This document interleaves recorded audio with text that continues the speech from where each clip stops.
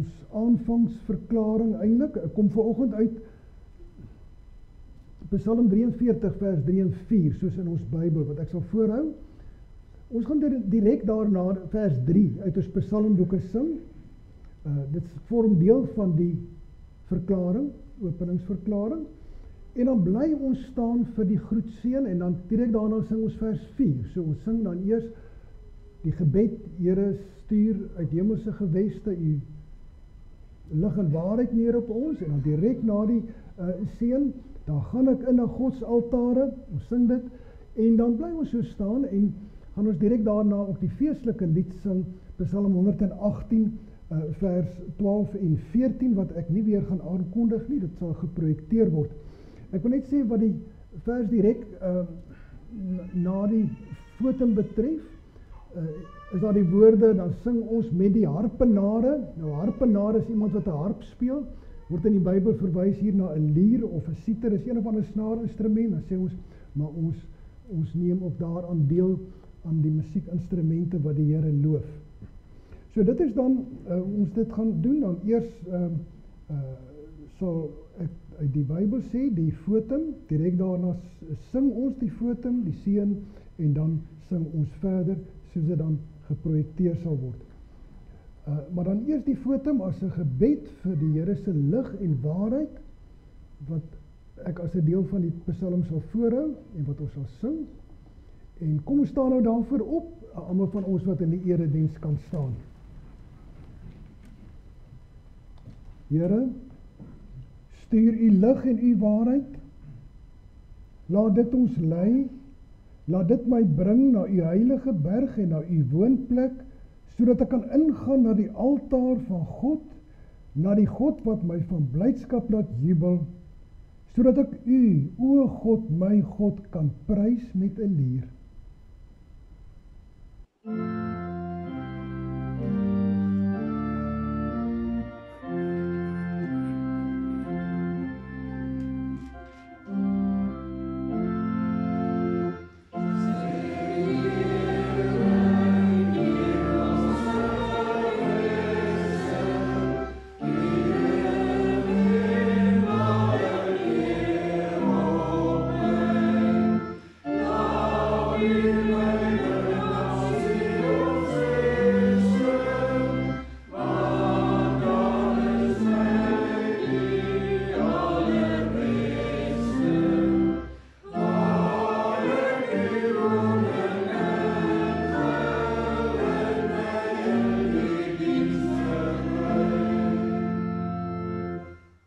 Geliefdes, genade, barmhartigheid en vrede van God ons Vader, Jesus Christus ons Here, deur die kragvolle werk van die Heilige Gees.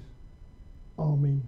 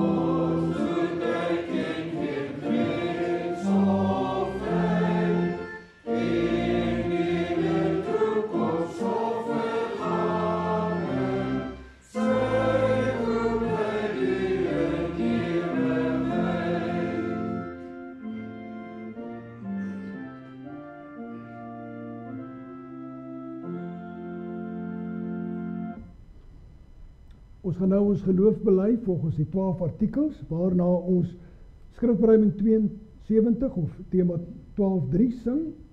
Dit is dan steeds nog 'n belydenis van wat ons oor God glo as ons so saam sing. Maar kom ons bely nou ons geloof volgens die apostoliese geloofsbelydenis. Ek glo in God, die Vader, die Almagtige, die Skepper van die hemel en aarde. En ek glo in Jesus Christus, sy eniggebore Seun, ons Here, wat ontvang is van die Heilige Gees, gebore is uit die maagd Maria, wat gelei het onder Pontius Pilatus, gekruisig is, gesterf het en begrawe is, en neergedaal het na die hel, wat op die 3de dag opgestaan het uit die dood, opgevaar het na die hemel, en sit aan die regterhand van God, die Almagtige Vader, waarvandaan hy sal kom om die lewendes en die dooies te oordeel. Ek glo in die Heilige Gees. Ek glo aan 'n heilige algemene Christelike kerk, die gemeenskap van die heiliges. Ek glo aan die vergifnis van sondes. Ek glo aan die opstanding van die liggaam. En ek glo 'n ewige lewe. Amen.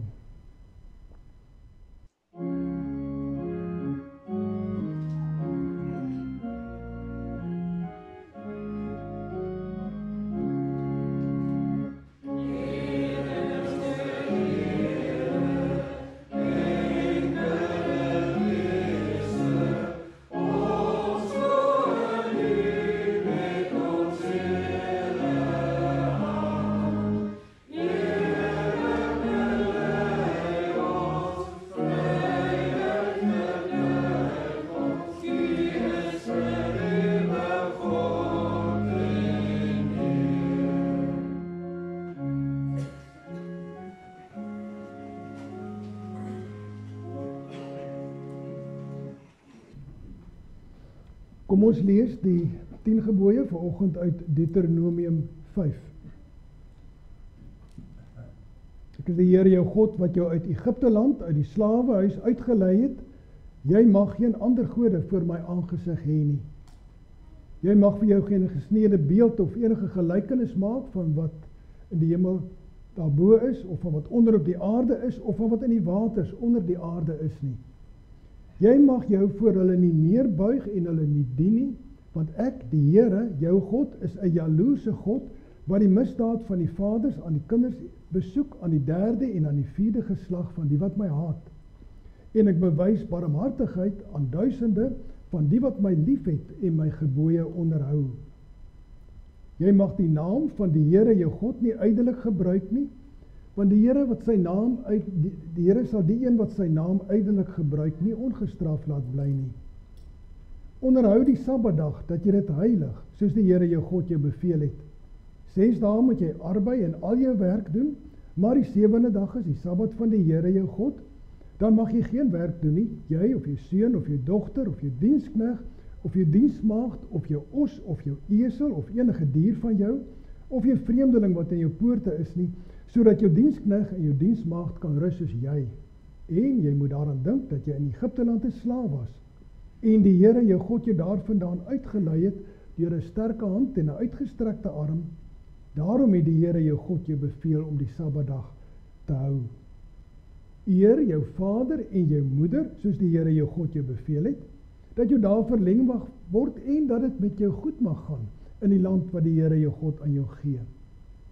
Jy mag nie doodslaan nie, en jy mag nie egbreek nie, en jy mag nie steel nie, en jy mag geen valse getuienis teen jou naaste spreek nie, en jy mag nie na jou naaste se vrou, mag nie jou naaste se vrou begeer nie, en jy mag nie na jou naaste se huis hinker nie, na sy landerye, of sy diensknegt, of sy diensmaagd, sy os of sy esel, of iets wat van jou naaste is nie.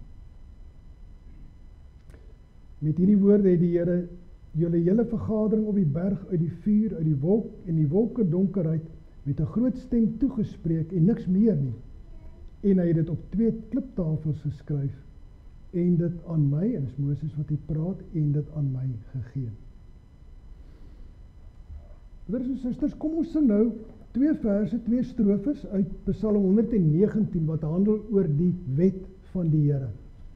En as ons nou praat van die wet van die Here, dan moet ons onthou dat iets meer sprake is as die 10 gebooie. Dit gaan oor alles wat die Here aan ons openbaar en alles wat hy van ons vra. Nou vers 1 wat ons gaan sing, dit gaan daaroor mense wat optree volgens God se wet, en dan noem ons hulle salig, gelukkig, welgeluksalig, voorspoedig. Maar vers 6, dan praat ons self met die Here oor sy wet. Hy sê vir die Here, maar die wet het vir ons groot waarde en is vir ons 'n bron van blydskap. So ons praat oor mense wat gelukkig is en ons praat met die Here. Nou, omdat vers 6 dan reeds gebed is, dan gaan ons daarna oor, dit is 'n inleiding tot ons gesamentlike gebed waar ek sal voorgaan. 119 vers 1 en 6.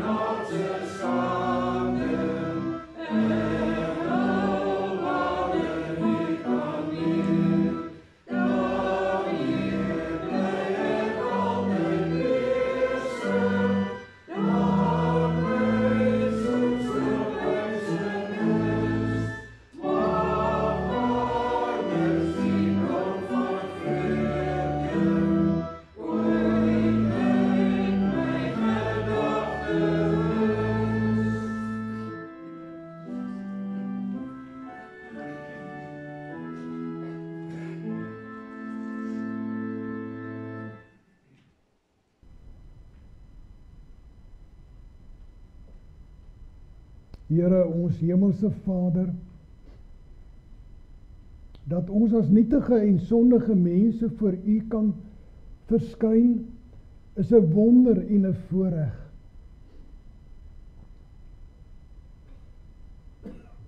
U het ons vanoggend weer saam as gemeente ontvang, hier in die erediens, U het U seën oor ons uitgespreek. Wat 'n heerlike voorreg. Dat ons so in U teenwoordigheid kan vergader. Here, het teen 'n prys gekom. Die lyding en sterwe van ons Here Jesus Christus. En daarom kan ons nie maar ligtelik verbygaan as ons elke keer weer met gedagtes, woorde en dade sondig nie. As ons teen U wil, U wet oortree. Maar hy het opgestaan en ons het met hom opgestaan tot 'n nuwe lewe met die gees van lewe in ons harte. En so word U woord, U bevele vir ons die asem van die lewe. Soos ons gesing het, is dit vir ons 'n bron van groot blydskap. Ons ontvang die 10 gebooie, elkeen daarvan, vanoggend weer eens uit U hand as lewensreëls. Daar binne, as ons dit najaag, is ons veilig. O Here, lei ons tog deur U Gees om werklik daarvolgens op te tree. Werk in ons die nuwe lewe, die lewe van gehoorsaamheid. Ons gaan nou U woord lees en dit oordink.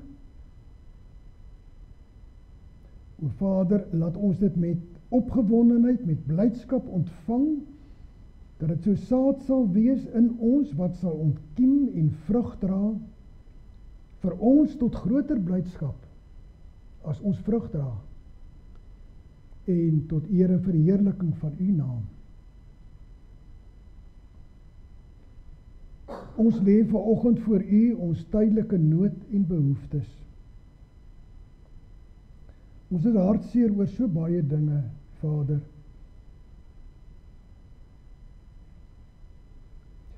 Neem tog by ons weg die tipe hartseer wat die gevolg is van selfbejammering, of klein geloof, of jaloesie, sodat ons werklik treur oor die gebrokenheid van hierdie wêreld, oor ongeloof by hulle wat ons liefhet, en dat ons verlang na die nuwe hemel en die nuwe aarde. Ons bid vir ware troos as ons so treur, want salig is die wat treur, want hulle sal vertroos word. Ons lê vanoggend voor u ook ons broosheid, ons verganklikheid, siekte en lyding, in ons eie gemeente, familiekring, onder vriende is daar diegene wat swaar kry, en ons sien ook swaar kry om ons. Wil u tog uitkoms gee, volharding onder beproewing, en dat hulle wat daardeur wat swaar kry, daardeur dieper in u kennis ingelei sal word, hulle wat u ken, en die wat u nie ken nie, dat hulle tot geloof gelei sal word. Waar die wêreld ekonomies en met oorlogspraatjies op 'n mespunt is, bid ons vanoggend dat u kerk te midde van dit alles sal bewaar. Ons bid vir vrede en voorspoed. Maar laat nogtans nie ons wil geskied nie, maar u wil. Here, laat u koninkryk kom, selfs al gebeur dit deur u oordeele heen. Waar so baie dinge in ons land vasloop, bid ons vanoggend om uitkoms, dat daar 'n stabiele burgerlike samelewing sal wees, wet en orde, goeie regering. En ons bid dit nie bloot vir ons eie gerief nie, maar ter wille van die uitdra van die evangelie. Wees in besonder met almal wat met groot opofferings werk in ons beskermingsdienste, in gesondheidsdienste en in die regstelsel. Ons bid weer en weer vir die kerk onder die kruis, u vervolgde kerk. Hou ons broers en susters staande wat weens hulle geloof vervolg word, om watter rede ook al, of dit deur fisiese geweld is, of deur sosiale en ekonomiese uitsluiting. Ons bid vir hierdie gemeente waarvan ons deel is, en wanneer dit goed gaan en evangelie onvervalst verkondig word, weet ons dat ons soveel te meer 'n teken is van die bose, hy wat u werk wil vernietig, wat u kinders teen mekaar wil opstel. Wees met elke lidmaat, wil die wysheid gee aan ons ouderlinge en diakens en ons predikant. Hou u kandelaar hier in Stilbaai en in omgewing tog brandend, helder brandend, tot die eer van u naam. Here, ons wag op u vir die res van hierdie erediens, en ons wag op u woord. Hoor ons ter wille van u Seun Jesus Christus. Amen.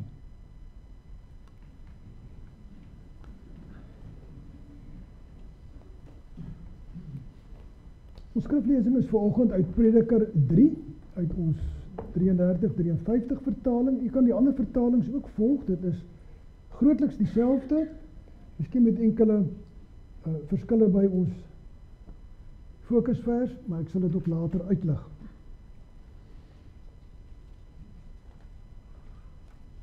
Prediker 3 van vers 1 tot 15. Alles het sy bepaalde uur, en vir elke saak onder die hemel is daar 'n tyd. 'n Tyd om gebore te word, en 'n tyd om te sterf. 'n Tyd om te plant, en 'n tyd om uit te roei wat geplant is. 'n Tyd om dood te maak, en 'n tyd om gesond te maak. 'n Tyd om af te breek, en 'n tyd om op te bou. 'n Tyd om te ween, en 'n tyd om te lag. 'n Tyd om te weeklaag, en 'n tyd om van vreugde rond te spring. 'n Tyd om klippe weg te gooi, en 'n tyd om klippe bymekaar te maak. 'n Tyd om te omhels, en 'n tyd om ver te wees van omhelsing. 'n Tyd om te soek, en 'n tyd om verlore te laat gaan. 'n Tyd om te bewaar, en 'n tyd om weg te gooi. 'n Tyd om te skeur, en 'n tyd om aan mekaar te werk. 'n Tyd om te swyg, en 'n tyd om te spreek. 'n Tyd om lief te hê, en 'n tyd om te haat. 'n Tyd vir oorlog, en 'n tyd vir vrede. Watter voordeel het hy wat werk daardeur dat hy hom vermoei? Ek het die taak gesien wat God aan die mensekinders gegee het om hulle daarmee te kwel. Alles het hy mooi gemaak op sy tyd, ook het hy die eeu in hulle hart gelê, sonder dat die mens die werk wat God doen, van begin tot eind kan uitvind. So het ek dan ingesien dat daar niks beters is onder hulle nie, as om bly te wees en om goed te doen in die lewe. En ook dat elke mens eet en drink en die goeie geniet by al sy moeitevolle arbeid. Dit is 'n gawe van God. Ek het ingesien dat alles wat God doen vir ewig sal bestaan. Daar kan niks bygevoeg en daar kan niks van weggeneem word nie. En God het dit so gemaak dat hulle hom moet vrees voor sy aangesig. Alles wat is, was alreeds. En wat sal wees, was alreeds. En God soek weer op wat verbygegaan het. Hou gerus hierdie gedeelte ook. Ons sal in die prediking meer kere na verskillende verse verwys. Kom ons kyk 'n verband daarmee wat ons bely in die Heidelbergse Katekismes, Sondag 10. En die vraag is, wat ons verstaan onder die term voorsienigheid van God. Nou die voorsienigheid van God is die almagtige en oral of alomteenwoordige krag van God. En deur hierdie krag regeer en onderhou hy hemel en aarde en al die skepsele asof met sy hand. En hy doen dit so dat alles uit sy vaderhand ons toekom. Nie per toeval nie, dit kom uit sy vaderhand ons toe. En wat sluit dit in? Dinge soos lower en gras, reën en droogte, vrugbare en onvrugbare jare, voedsel en drank, gesondheid en siekte, rykdom en armoede. So, ook reën en droogte, en onvrugbare jare, en siekte en armoede. Kom ons sing uit Psalm 33. Nou, vers 3 gaan oor die Here wat die hemele gemaak het. Daar is die woorde, die ganse leerskaar van glanse, dit verwys na die hemelliggame wat soos 'n leer mag uittrek as jy daarna kyk. En vers 7 beskryf die Here wat vanuit die hoogte, daar staan bo die wentelkringe van son en maan, as koning heers, wat neerkyk op ons as bewoners van die aarde, op alle skepsele, dat hy verhewe is bo ruimte en tyd. So vers 3 en vers 7.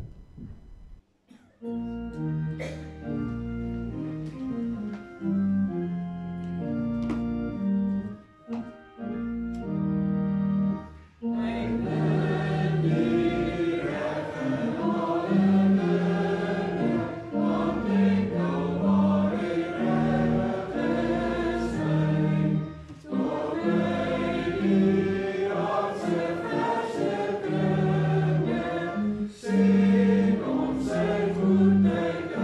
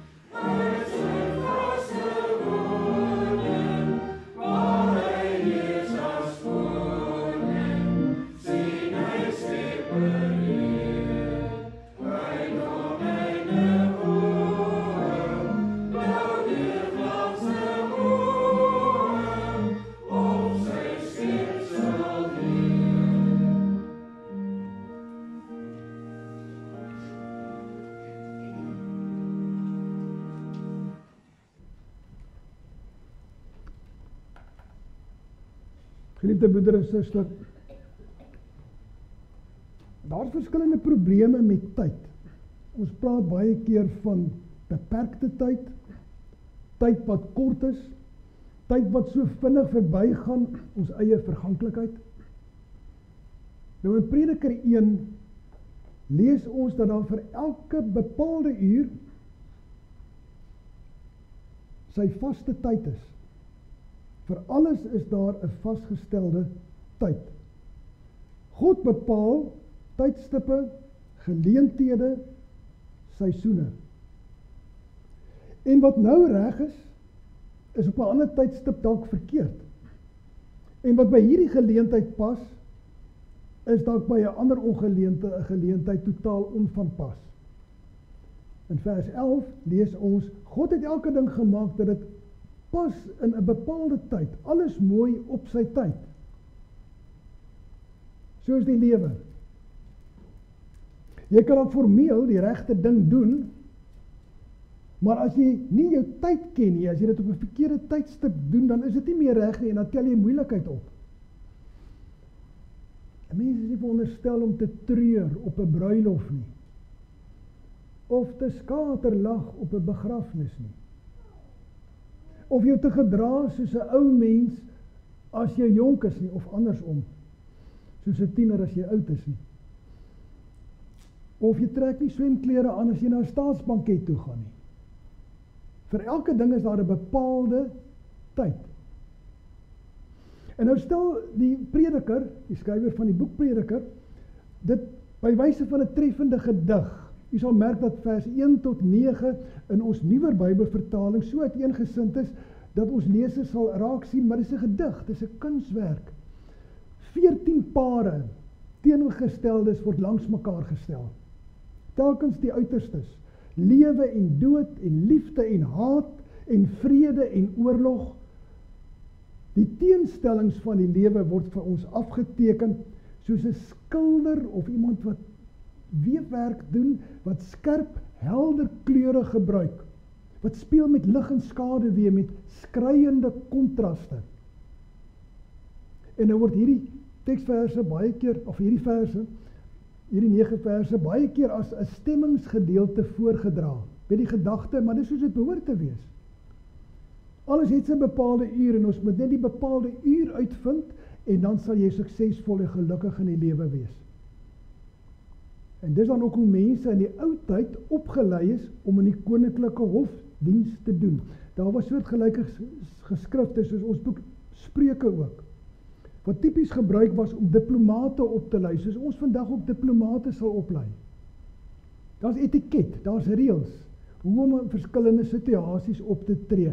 Alles het sy vaste tyd. Nou, vers 1 tot 9 is moontlik 'n aanhaling uit die wysheidsgeskrifte van daardie tyd, 'n gedig uit sy tyd wat vir die lesers bekend was en dan lewer Prediker daarop kommentaar.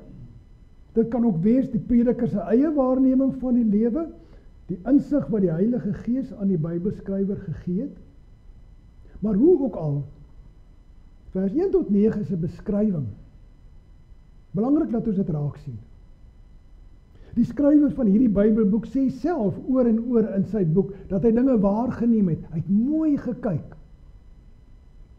Daardeur sê hy vir ons, soos die lewe. In ons bestaan onder die son met 'n aardse perspektief, lyk dit of alles 'n onverbiddelike tydstip het, alles in 'n hokkie en vakkie inpas.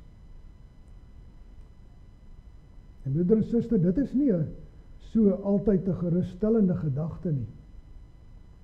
Goed, God het elke ding gemaak dat dit inpas in 'n bepaalde tyd, vers 11. Hy het die maan en die sterre gegee, dat daar dae en jare sal wees, hy het seisoene gemaak. Maar omdat die sonde en die dood in die wêreld ingekom het, beteken dit ook, uit hierdie lysie kan ons dit sien, is dit tyd om dood te gaan. Is dit tyd om af te breek. Is dit tyd om te skeur, is dit tyd om te haat. Is dit soos dit moet wees? En nou word die herhaalde 'n tyd om te vir ons 'n onverbiddelike oordeel. Dit lyk asof ons mense slawe is van lewenstye, die tirannie van die tyd, die beklemming van die tyd en die tydstippe. Ons is vasgevang in die tyd soos in 'n spinnerak. Kinders van ons tyd ook maar. Ons is produkte van geleenthede of die gebrek daaraan. Soms was jy net op die regte tyd, op die regte plek, en daarom het jy sukses bereik. En die ander een was dalk op die verkeerde tyd, op die verkeerde plek, en het nie die posisie gekry, of die pos gekry, of die beurs gekry, of wat ook al nie. Eintlik het jy nie veel van 'n keuse nie. Jy doen wat die tyd jou dikteer. As jy kans in die lewe het, goed, as jy gelukkig gebruik dit, as jy dit jou altyd verkeerd tref, soms kan jy nie veel daaraan doen nie. Onthou, telkens wys die prediker ons daarop in hierdie boek. Alles is te vergeefs. Of die 83 vertaling, alles kom tot niks. Of ons 2020 vertaling, sinloos, volslae sinloos. En ook hierdie gedeelte sluit af met die woorde, wat is, was reeds. Wat kom, was ook al reeds. God wat weer gebeur, wat vroeër gebeur het. So iets van 'n moedeloosheid, broeders en susters. Daar is tog niks nuuts onder die son nie. In elk geval, as ons nie kyk, as ons daarna kyk met 'n plat perspektief van mense. Dit is 'n tyd hiervoor en 'n tyd daarvoor en hiervoor en daarvoor, en so gaan die lewe aan en gaan die lewe verby onverbiddelik. Dis die prediker se waarneming waarmee hy ons aan die dink wil sit. En lees maar weer Prediker 12 vers 11, en dis die sleutel om hierdie boek te verstaan. Die wyse manne se woorde is soos prikkels en spykers. Eintlik is die skrywer van die Prediker se woorde ook prikkels en spykers. Prikkels is daai skerp stokke waarmee jy steek. Jy por byvoorbeeld 'n dier wat traag is daarmee aan. Die prediker wil ons aan die dink sit. En daarom sy herhaalde beskrywing van die sinloosheid van alles. Daarom ook hierdie gedig. Dat alles so verloop volgens 'n vaste tyd. Dis meer as 'n stukkie lewenswysheid. Dis 'n beskrywing van hoe erg die lewe ook sonder God is. 'n Prikkel. En op die prikkel volg die spyker, die saak, die pen, wat die prediker diep wil inslaan. Die boodskap, God se wonderlike openbaring, hoe is die lewe met God dan wel? En dis wat ons moet beklemtoon as ons Prediker 3 lees. Ons moet verder lees as die eentonige, daar is 'n tyd om te. Ons moet ook lees tot by die 2 belangrike woordjies in vers 11, die woordjie ook en die woordjie sonder. Daarin lê die evangelie. Alles het sy tyd, goed en wel. Ons kan self sê dat God alles mooi en op sy tyd gemaak het. Maar luister verder, ook het hy die eeu in hulle hart, in die hart van die mens gelê, sonder dat die mens die werk wat God doen, van begin tot eind kan uitvind. Dis ons fokus vers ook. Ook het hy aan die mens die eeu in die hart gegee, sonder dat die mens die werk wat God doen, kan uitvind van begin tot eind. Kom ons kyk dan veral nou na die 2 spykers. Ook en sonder. Eers die ook. Ons 83 vertaling gebruik die woordjie maar, sal u dalk raak gesien het, wat binne die konteks van die vers eintlik maar dieselfde sê, maar kom ons by die woordjie ook, soos in die ander 2 Bybelvertalings wat ons gebruik word. En wat die Hebreëse grondteks eintlik direk weergee. Ook. Dis die wonderlike boodskap in 'n wêreld waar alles onverbiddelik 'n tyd het. Waar geboorte deur dood gevolg word, waar gebou word om later gesloop te word, waar liefde soms deur haat gevolg word. Wonderlike boodskap is, dis nie al nie. Nou gaan ek letterlik vertaal, ook het hy, God, die eeu in hulle hart geplaas. Wat beteken dit, die eeu in hulle hart? Kom ons begin by die maklike deel van die sinnetjie. Wat beteken dit dat God iets in jou hart plaas? Beteken eenvoudig dat God dit in jou verstand, in jou denke geplaas het. Hy het jou 'n besef gegee van iets. Reeds by die skepping het God aan die mens eienskappe, vermoëns gegee, wat ons onderskei van die diere, wat ons anders maak as enige ander skepsel. Hy het in ons hart geplaas, maar dit is ook 'n opdrag, wat weens die sonde is ons geneig om hierdie besef te onderdruk. En dan kan ons net na die vorige vers kyk, vers 10, dat God 'n taak aan die mens gegee het, om hom mee besig te hou. Ons kan 'n dubbelpunt plaas na daai vers, 'n taak. Die taak is naamlik, ons moet werk met die eeu in die hart. Hy het dit gegee, maar ons moet daarmee werk. Die sonde laat ons die tyd, die verskillende tydstippe in die lewe raak sien, en partykeer net dit raak sien, so is die sonde, dit versnipper die lewe. Ons sien net flitse raak, soos die een na die ander ding in ons lewe gebeur, holderste bolder, jare en gebeurtenisse gaan by ons verby, soos 'n gedagte skiet dit verby. Maar God het ook die eeu in die hart gegee. En dit is 'n opdrag, om daarmee te werk, dat jou lewe nie uit mekaar uitval nie. Nou wat is dit om die eeu in die hart te hê? En dis hier waar die vertalings 'n bietjie uiteengaan, want dit is moeilik om te vertaal. Ons kan dit vertaal met, God het die ewigheid in ons hart gelê. Dis niets te vertaling. Of die visie van die ewigheid. Of tydsduur. Of die besef van die onbepaalde. Gaan hier oor die woordjie olam, wat in die oorspronklike taal gebruik word. Die woordjie olam beteken soveel as die verste dinge. As die woord verwys na tyd, beteken dit dinge van die gryse verlede en van die verre toekoms. Ons lees meermale in die Bybel van olam tot olam, van ewigheid tot ewigheid, van die verste punt in die verlede tot die verste punt in die toekoms. Dis wat agter ons horison lê. 'n baie, baie lang tyd, wat ons ook soms kan noem die ewigheid. Soms verwys olam ook na ruimte, en dan beteken dit dinge wat letterlik agter ons horison lê. Eintlik die wye wêreld, dan word dit met wêreld vertaal. God het ons 'n besef van die olam, van die verste dinge gegee. Rondom ons is daar vir elke ding 'n bepaalde tyd, maar ons weet ook van die onbepaalde tyd, van dinge wat tyd en ruimte oorspan. Ons het die vermoë en die opdrag om dinge saam te vat in oorsigte, met insig, om te sien waar vandaan dinge kom en waarheen dit lei. Ons kan sê, God het ons 'n historiese besef gegee. God het dan vir u en vir my 'n gister gegee en 'n môre gegee.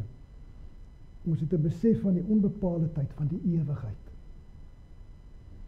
En dis wat ons as mense uniek maak. Diere leef vir nou. En hoe meer 'n mens verdierlik, hoe meer leef hy of sy net vir die oomblik.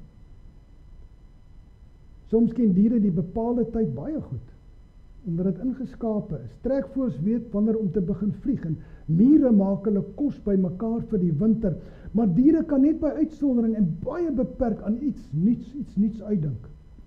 Hulle is deel van die reëlmaat van die natuur, wat dit mag gaan oor voortplanting en kos. Hulle doen dinge instinktief, hulle volg die tye en geleenthede asof hulle geprogrammeerd is. So ook met kunsmatige intelligensie, met KI of AI. Dit doen wonderlike dinge, gaan ons lewe nog baie verander. Dit lyk asof dit self kan dink. Maar is deur die mens geprogrammeer, dit het nie 'n selfbewussyn, 'n gewete, 'n gevoel nie. Geen besef van die verste dinge. Olam in die hart. Tensy dit nou en dan ingeprogrammeer is, of hulle gesê word nie. Elektroniese media So ook kunsmatige intelligensie werk met feite en flitse en nie met die ewigheid in die hart nie. God het by ons, mense, besef van die verste dinge ingebou. As ons maar net wil let waar vandaan en waarheen dinge, waar vandaan dit kom en waarheen dit gaan. En nie bly vaskyk teen die tydelike, die verbygaande, die wederkerende nie. Ons kan weet, geen oorlog duur vir altyd nie. Maar ook geen vrede duur vir altyd nie. Na die winter kom die somer. Maar ook, ons weet, die lengte van ons liefde sal moet ryp word in iets meer. En ook dit duur nie vir altyd nie. En eendag sal dit ook geskeur word, al is dit deur die dood.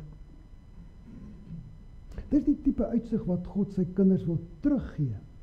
Wanneer ons verstand verlig word deur die beloftes in sy woord, deur die Heilige Gees wat ons van die waarheid oortuig.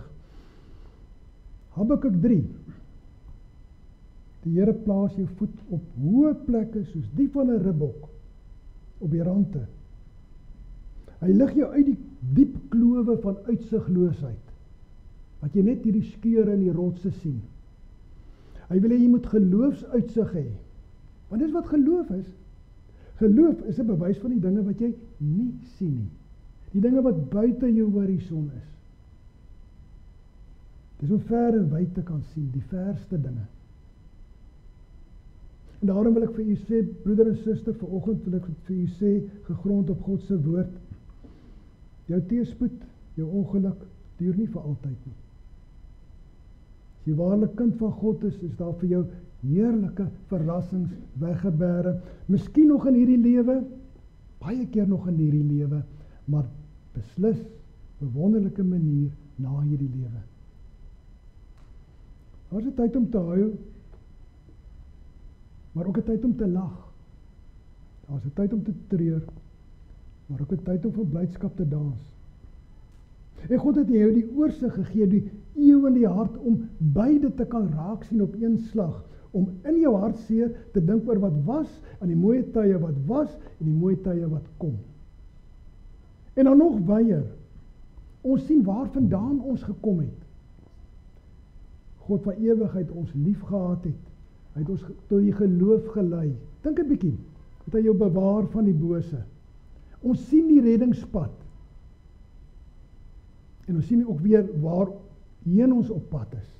Ewige erfenis wat vir ons bewaar word in die hemel. Dis wat die troos wat Olam in die hart in moeilike tye bied. Maar natuurlik is die teenoorgestelde ook waar. Dat jou vreugde, jou oorwinnings, jou prestasies getemper word, wat deur die besef dat daar lief en leed is in hierdie lewe, dat niks vanselfsprekend is nie. Want ons lewe in 'n gebroke wêreld. Enigiets kan enige tyd van jou weggeneem word. Kom ek gebruik die woorde van Prediker self aan die einde van die boek. Dan word die jong mense opgeroep om bly te wees en die lewe voluit te geniet. Hulle moet weet, en dis die eeu in die hart wat jou dit laat besef, ja, maar daar kom ook 'n tyd van aftakeling en ouderdom. En die besef maak ons blydskap eintlik soveel dieper. Die goeie dinge staan nog meer uit as jy besef dat jonkheid en geluk in hierdie bedeling kosbaar is, vir jou gegee word, maar nie vanselfsprekend is nie. Niks is vanselfsprekend nie. Ons kyk ver, ons kyk wyd. Ons het perspektief op verlede en toekoms. In die woorde van Psalm 90, ons leer om ons dae so te tel met 'n wyse hart. So, die besef van onbepaalde tyd maak ons eintlik waardig in ons optrede. Nie seisoensmense, ons is nie mooi weers vriende nie. Ons jaag nie elke modegier of tydsgees na nie. Ons word in die politiek nie op sleeptou geneem deur propaganda en goedkoop praatjies nie, want ons het die eeu in die hart. Ons kyk weier. Die pendulum swaai maar altyd na uiterstes toe in hierdie wêreld. Mense beweeg tussen uiterstes, maar ons hoef nie saam te swaai nie.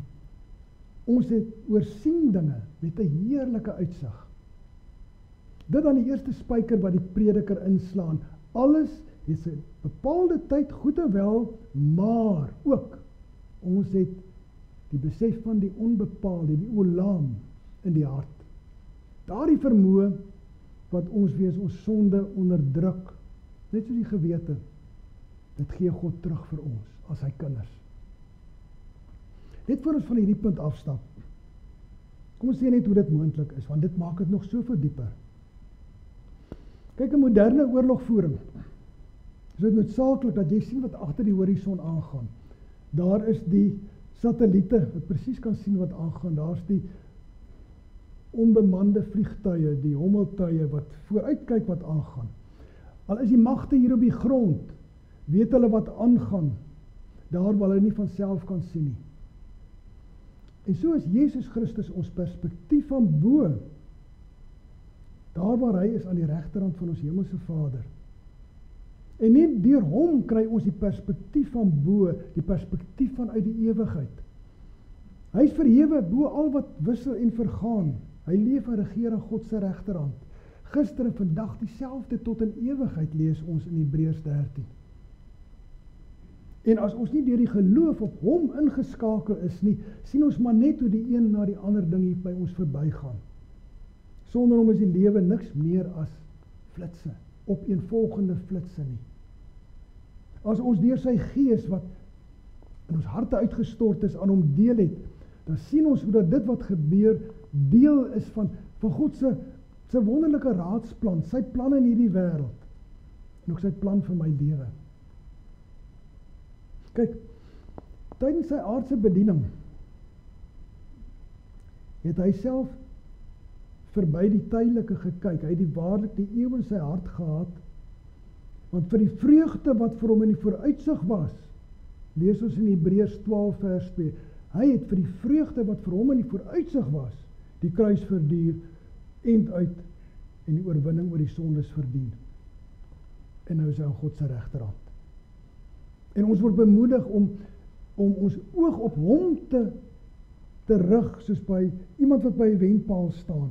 Hy bid vir ons elke dag, tree vir ons in, dat hierdie bedeling ook nie vir altyd sal duur nie. Dis die groter prentjie wat ons in gedagte moet hou.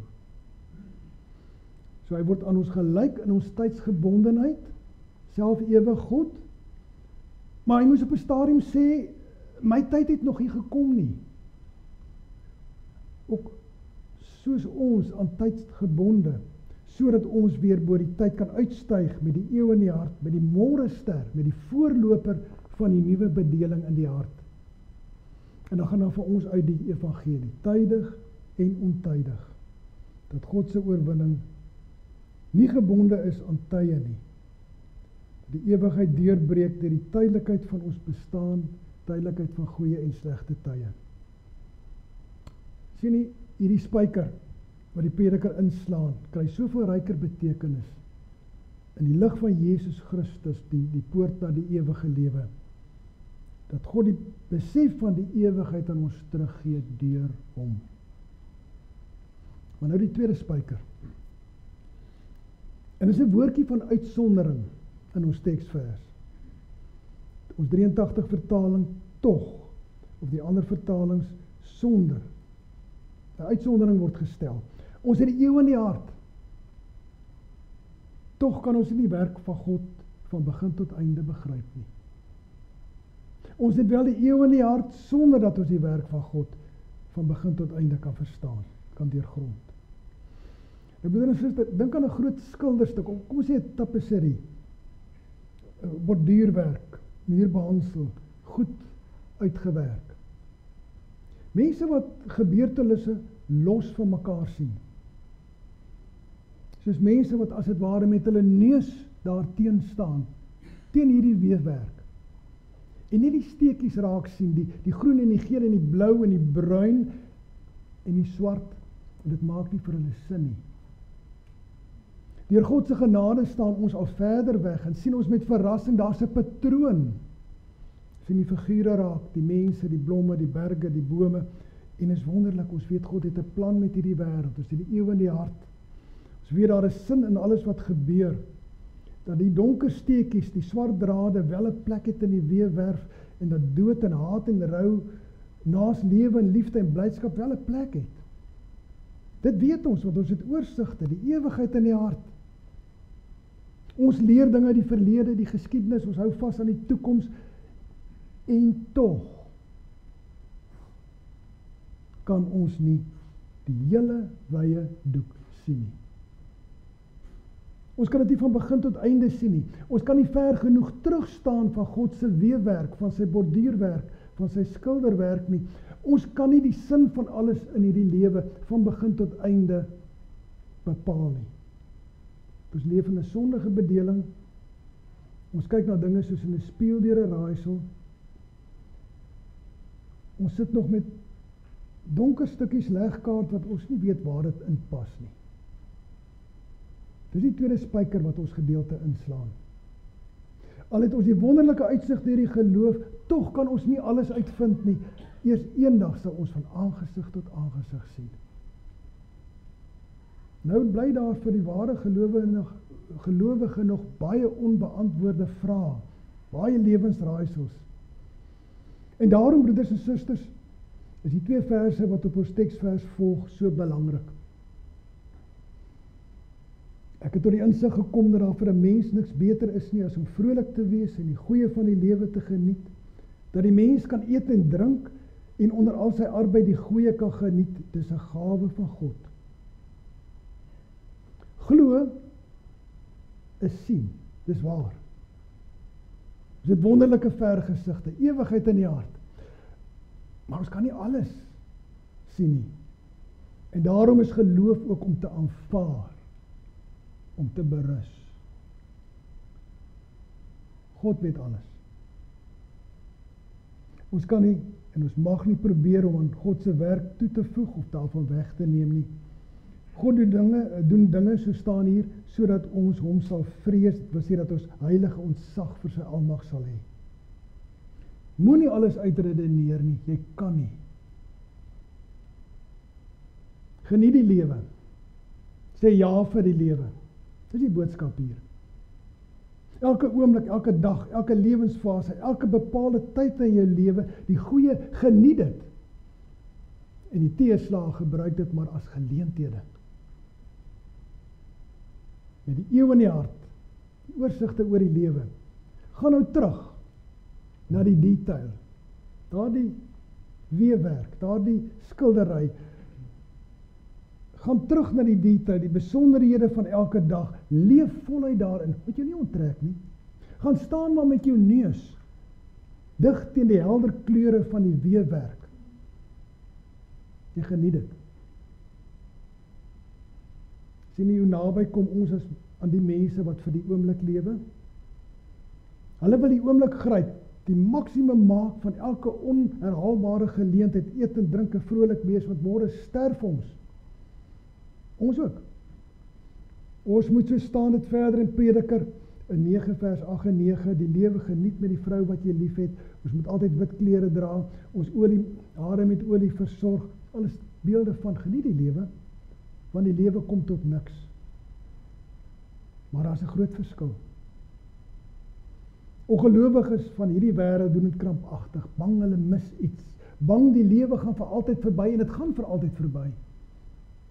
Maar ons doen dit met 'n wonderlike vrede en 'n sekerheid in die hart. Ons weet dat alles, lower en gras, en reën en droogte en vrugbare en onvrugbare jare, voedsel en drank, gesondheid en siekte, rykdom en armoede en alles nie per toeval oor ons kom nie, maar in die hand van ons hemelse Vader kom. Ons weet dat dit ten goeie meewerk deur hom, ons Here Jesus Christus, wat ons eerste lief gehad het. En broeder en suster, dit maak die lewe 'n avontuur aan die hand van ons hemelse Vader. Amen. Kom ons bid saam.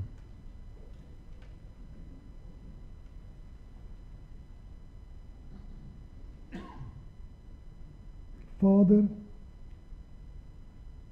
in u hand is my tye. Tye en geleenthede wat kom en gaan, alles wat so onvoorspelbaar is, reën en droogte, rykdom en armoede, gesondheid en siekte, dit alles gebeur nie per toeval nie, maar kom uit u Vaderhand. En die wete gee ons kalmte, dat ons soos 'n kindjie is by sy moeder, tevrede. Ons sien meer en weet meer as dit wat wissel en vergaan, so die ewigheid in die hart, wat oor tyd en ruimte heen span. Jesus Christus, hy wat gister en vandag en tot in ewigheid dieselfde is, bring ons by u Vader hart. Sy Gees wat in ons woon, herinner ons gedurig hoe u as Vader ons met alle goeie dinge versorg, alle kwaad van ons weghou of tot ons bes wil beskik. Ons wil ons nie besig hou met dinge wat vir ons te groot is en wat ons nie verstaan nie. Ons kan nie van begin tot einde u werk oorsien nie, hoe u wel die kwaad tot ons bes wil beskik. En daarom bid ons, Vader, maak ons bly vir elke nuwe dag, elke nuwe geleentheid. Ons wil die son en die wind en die reën wat u gee voel en beleef. Daarmee ook elke lewensfase wil ons voluit geniet. Die jeug geniet, maar ook die ouderdom geniet. Dit wat u wel vir ons daarin gee. Ons wil kos en klere, familie en vriende, ons dagtaak, alles ten volle geniet. Want is gawes uit u hand. Ons wil u eer deur hierdie gawes. Die dankbaarheid te ontvang. En te doen wat ons hand vind om te doen. U werk is groter as ons eie lewe, groter as ons tyd en wêreld. U onderhou eeue en millennia, wêrelde en sterrestelsels, ook miljarde klein mikrosisteme. Wat u doen, gaan ons verstand te bowe. Maar u self is nog groter as u werke. U sit bo alle wentelkringe. U is God alleen. Ons kan u alleen maar loof en prys. Aan u kom toe die eer en die heerlikheid en die krag en die majesteit en die wysheid, nou en tot in ewigheid. Amen. Psalm 16 vers 3, my erfdeel is op aarde skoon vir my, of mooi vir my. Vers 5, u sal my siel nie oorgee in die dood.